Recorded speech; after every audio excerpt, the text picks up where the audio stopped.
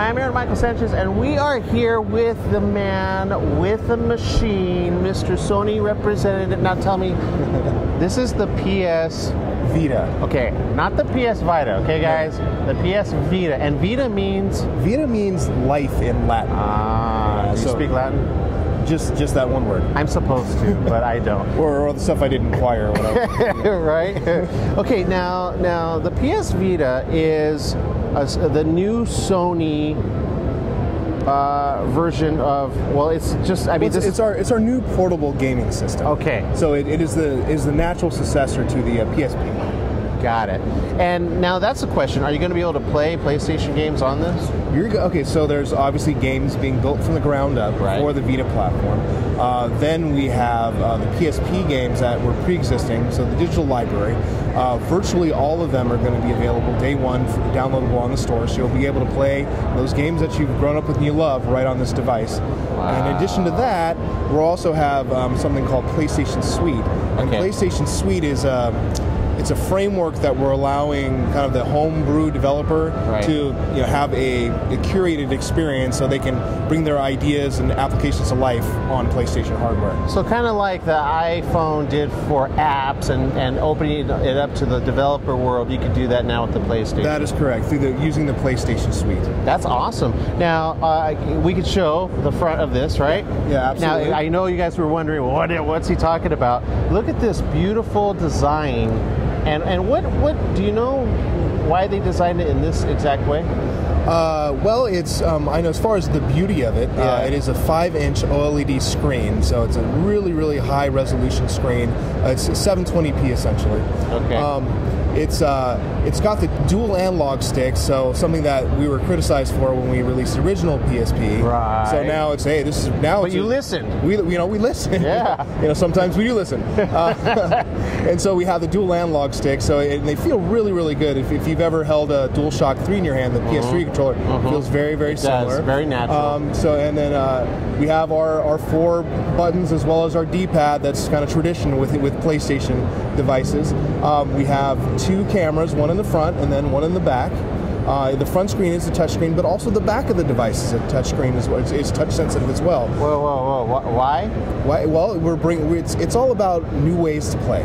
Oh. But don't worry, because I know that's kind of weird. It's like I'm holding this device and I can't see my fingers. It would be kind of cool for, like, I guess maybe a car thing, or I don't know, but like. Well, that's one thing. For example, one of our games, Mod Nation Racers Road Trip, it's built on this whole play, create, share premise. So basically, create your own tracks, share them with your friends in the community. Okay. The level editor, to be able to create terrain, you use the back touch to go ahead and draw the track and how you want to elevate certain things. So it's a really, really interesting use case for that feature. Again, the developers can make the best out of that. Now, so is it? Oh, it is touch. Yeah. Ooh. Here, let's turn around. You can. Yeah, I'm touching and messing around. And also up and down. So here's this home screen is all the kind of the core applications, the heart of the Vita, if you will. Okay. Then you have a couple additional apps that are companion applications, and then of course games. And you can actually organize these however you like. You can drag and drop these bubbles around. Okay. Because mine usually get cluttered on my desktop. Oh yeah, I'm horrible with that. I'm really horrible with organization. I never organize them into the folders. Yeah, me either. Just a bunch of documents. Yeah, exactly. So you can just kind of go through these now. Scroll down. There you go. Oh, nice. Yeah. Okay. And also, once you have stuff open, you can do side to side. So let's go ahead and let's launch a couple different apps. So now I have 2 running. Well, this is it's cool, but there's also, I want to see everything I'm running. So I just press the PS button, and now I have this heads-up display of everything I have, and I can just quickly get into it. If I want to close it, I just drag from the top right-hand corner to the bottom left, and now the application is closed. What if I'm left-handed? Well, I guess you can do it from your left hand. Yeah, well, I just wanted to switch it because you went from right to left. Okay. Yeah, it's just... All right, so that's cool, but that's like an easy way to just get rid of it. It's like a page. Simple. It's like turning a page. Exactly. Sweet. Exactly. Wow. Now, again, you have so many different things going on here. Is this Wi-Fi? What's the deal? Okay, so there's 2 different models. Okay. So there's the base model is Wi-Fi only. All right. So it's wireless G and wireless N. Okay. And then we have the 3G model as well. Now, hold on. You just kind of skipped over that because with techies, we understand wireless G, wireless N. Okay. Okay, so for those that don't know... All right, let me back up. Let me put the training wheels back on. Please, thank you. Wireless G is... Okay. Wireless G is a networking protocol. The G...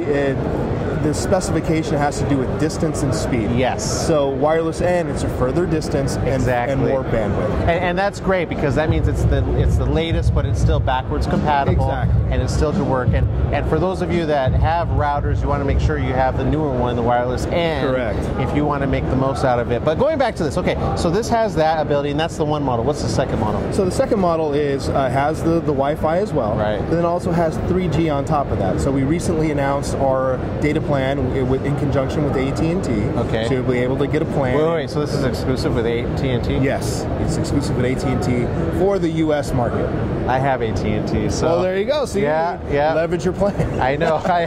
Yeah, but they have a bandwidth limit, so Yeah, I want But that's where the Wi-Fi comes in. That's Right. where you get smart. Well, and that's the thing is, the device is smart enough to use Wi-Fi for certain things and 3G for others. Okay. So for asynchronous, so stuff where you don't necessarily have to be getting real-time updates.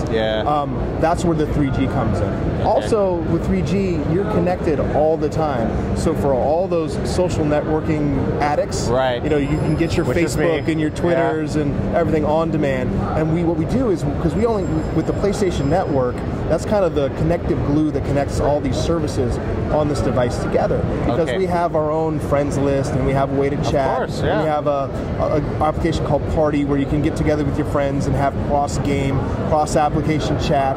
But it all gets aggregated up in the top right-hand corner here. There's this little notification bubble, and it's a list of everything that's going on with all the different applications. That's a beautiful thing. You mean what my friends are doing? What your friends are doing, what's going on in your games. So I know if my employees or my coworkers are just goofing off? You can actually check their entire game history.